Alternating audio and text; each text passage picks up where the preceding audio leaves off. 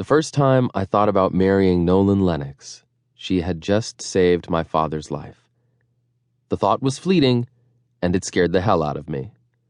I was only 17. Nolan and my dad were the only two people to have ever seen me cry. I mean, snot dripping from your nose, gasping for breath, body shaking cry. And I was a child when I cried in front of my dad. Not so much a child when I let it all out in Nolan's arms while my dad lay under some surgeon's knife, his heart cut open and failing. It was something about the way Nolan knew what to do, the way she took care of my dad when he had a heart attack, the way she took care of me. The moments were brief, bit flashes of time, but they also filled my mind with visions of forever. I recognized it right away, but chose to ignore it for a while.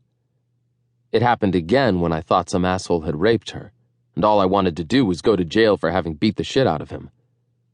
And it happened the first time I kissed her. I mean, really kissed her. I stopped ignoring it, though, when I drove through the desert from Tucson to her dorm room at ASU 110 miles away.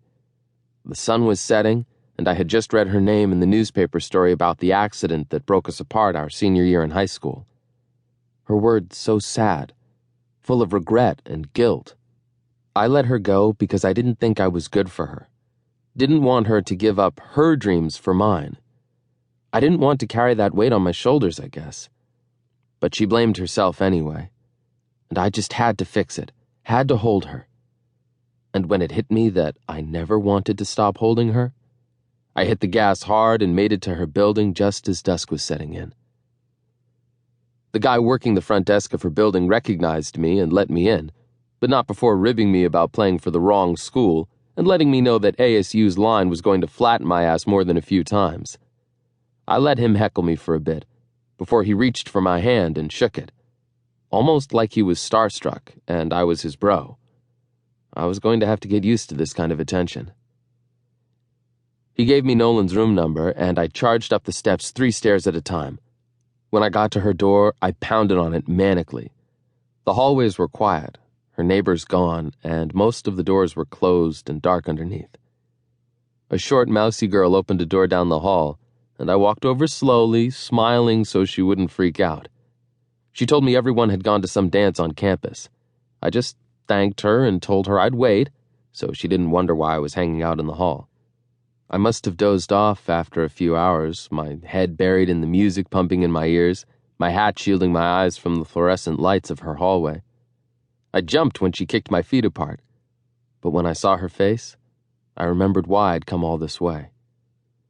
Being in her room felt so right, everything so familiar, even though it wasn't a place I'd ever been. It was full of her. When I saw the pictures of her and me on her wall, my pulse sped up a bit. And when I saw that damn hat I'd given her, my lame attempt to let her know I still loved her, I knew I still had a shot.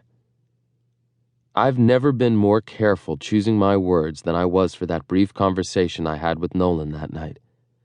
And I probably should have led with begging for forgiveness from the start.